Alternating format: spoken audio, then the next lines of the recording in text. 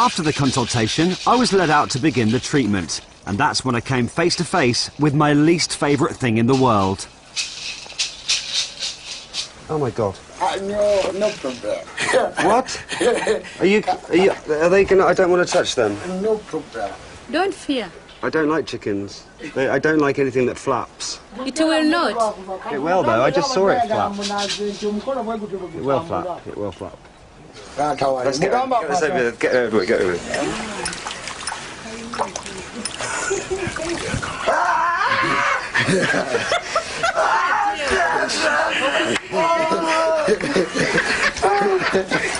No, not the chicken. Not that. No, God.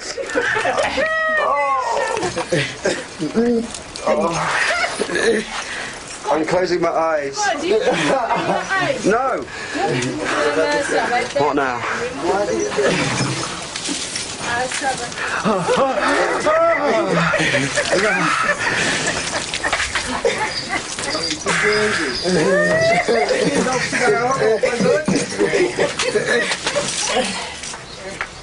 I feel dirtier than I did before. I had a shower this morning.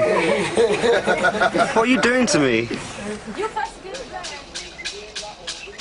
Finally back inside, where I began to suspect they weren't taking it seriously.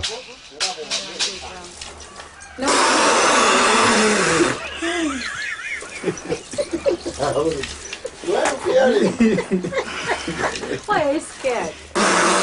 Just water. He's spitting on me. This is obviously some kind of joke. He is. Let's put he is. It is water. Yes, from his mouth. Yeah, good. How long before I like girls? When they work on you, seeing things that it is working on you, then you see it, your heart, it is changed. Whew.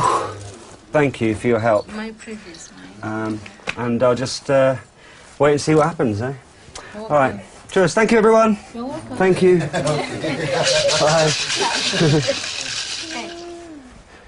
Great. So I've been beaten with a chicken, spat out a few times, and I might start liking girls soon. Who knows? Could happen any time. Just have to wait and see, won't we?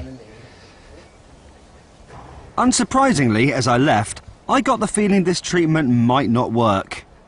But it did get me thinking about why Uganda is so homophobic.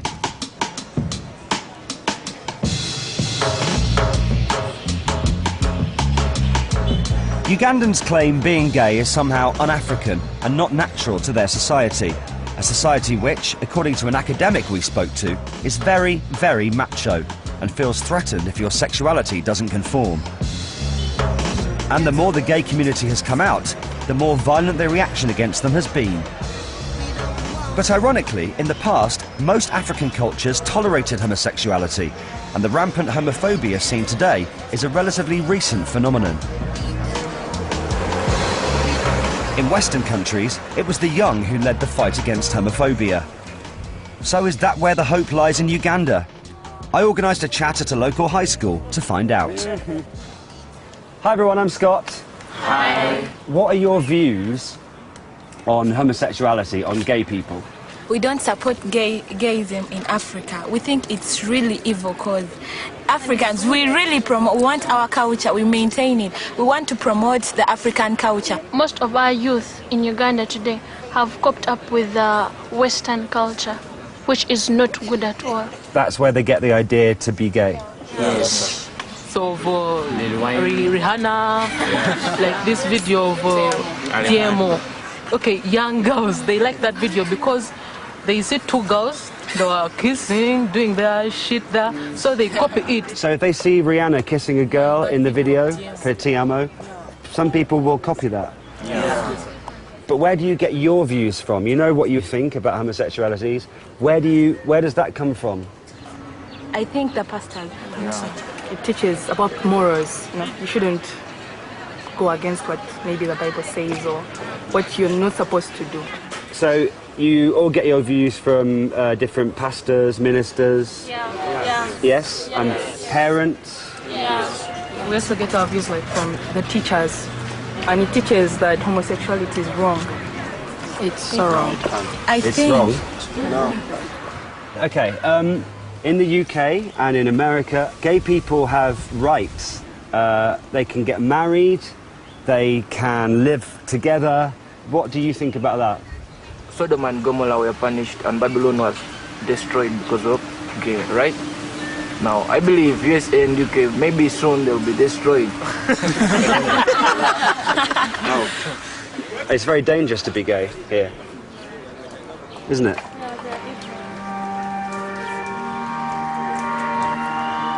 I just feel really depressed now. Really, really the most depressed I've felt since I've been here. Because they're the younger generation, I really thought that they would have a different view, and they really don't. And it's a shame, because they're really nice, and depressing. It seemed to me the young kids think like this because as soon as they're old enough to learn, they're fed an unending diet of anti-gay propaganda.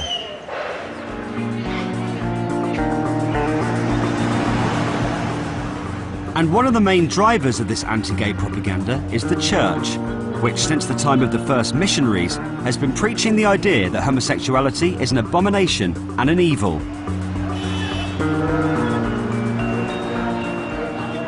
Recently, this preaching is intensified as influence and money from American evangelists has energized Ugandan pastors in their crusade to victimize and punish the gay community. No to sodomy! If you look down with homosexuality, with sin, and go to hell, you perish, you fail! One of the most active is Solomon Marley, who claims he was first to openly come out against gays. Hello. Yes. Pastor Marley, how are you? Can we go outside? Have a chat on your balcony? Let's do it. Okay. Pastor Marley, can you explain to me what is so bad about being homosexual? What they're doing is unethical. What they're doing is a problem. What they're doing is health-wise a hazard. It's morally incomprehensible and abominable. Pedophiles target young people. Okay? That is minors. Gays, some of them consent, but some of them go for the young people. Gay people are as bad as pedophiles. Of course. Of course. They claim to love, yet they cause hurt. You don't believe that people can love each other of the same sex? You see, not possible. It is beyond human imagination that people of the same kind can love each other. They cannot. It was at this point he offered a challenge I couldn't refuse. I just want one homosexual, brilliant enough, in Britain or America or the whole world to come and face me. We face off each other. And he tells me when he started realizing that he was actually gay. Right. Because they are lying. I believe that I was born gay. Are you a gay? You are gay. Since as far as I can remember. Now, tell me this. Have you ever had any woman? No. How many men have you had? How many men? Oh, I couldn't count. Many? Oh, yeah. You've had many? More than 10? Yeah. More than 20? Yeah. 50? Yeah. So you don't love? Yeah. I haven't had as many as I told you, by the way. Yeah, go on. You don't love? I do love. So it's ganging? I do love. It's reckless? It's not like I've been philandering myself everywhere and carousing. One comes, another comes, no, another comes. Like that. You see, it's reckless. It's not like that. Scott, straight relationships work out, gay relationships work out, or they don't. You put it into your heart, into your mind that I think, and now you believe it. You've got to say that to deceive other people because you want so many people to come to your ranks. I don't want anyone to come to my ranks. I'm not recruiting people. It's just the way I am. Look, don't fool the world. I'm not fooling the world. And don't fool Ugandans. Oh my God. My brother, my son. Oh my God. Okay? Okay? You were not born a gay. Okay. You were born a man Yes, with I a was. penis. Yes, that's right. Okay? And with an anus. Yes, The I believe anus so. was for defecation and the penis was for urination. Okay, yeah, we've been and through of this. course, Can we agree to disagree on this? you cannot convince me. That's clear. Well, it's been good to have this healthy debate with you today. Thank you very much. You're welcome. Now, you're a homosexual. We've met. Yeah. Have I killed you? Not yet, no. Are you going to now? No. Let me tell you. Let me tell you this, okay? I was saying that... I actually quite enjoy my banter with him. It's like fencing in a way.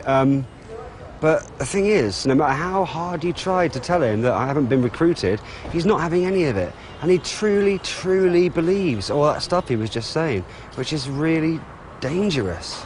Behind the laugh, it's just like, oh my God, you are a scary, scary man.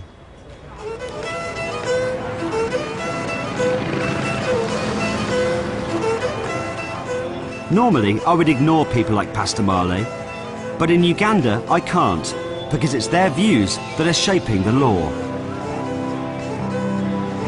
At the moment, people are arrested and jailed for being gay, and many complain of being beaten. But if the anti-gay bill is passed, it's only going to get worse. The bill includes the death penalty for consenting adults who are serial offenders, life imprisonment for intimate touching, and jail for anyone, including friends and family, who don't turn gay people in.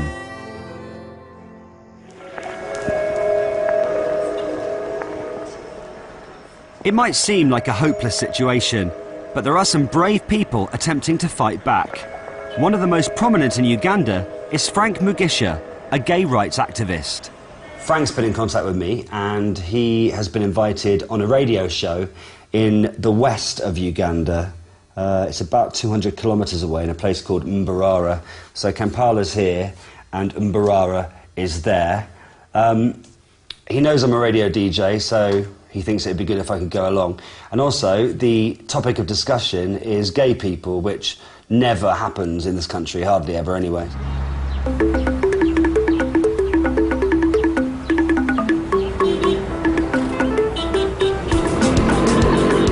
I left with Frank the next day. He heads an organisation called Sexual Minorities Uganda and is constantly being threatened. But this hasn't stopped him putting his head above the parapet.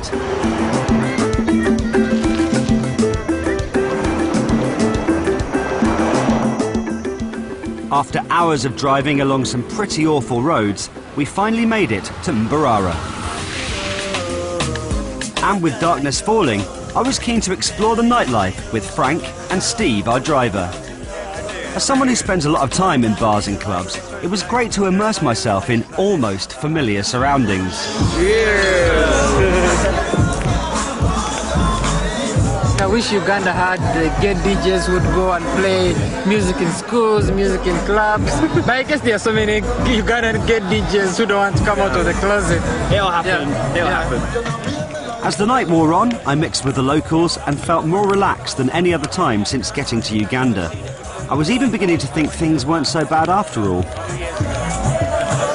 This is an amazing club. I've had a really good time tonight. Nice to let my hair down for a bit after all the stuff that we've gone through. I did have to have a chat about what girls I liked earlier with some of Steve's friends, and I kind of just fudged the conversation. And it makes me think that if they knew who I really was, they might view me differently. But I've kept my head down and just, you know, gone along with things and had a really good night. It's been really nice.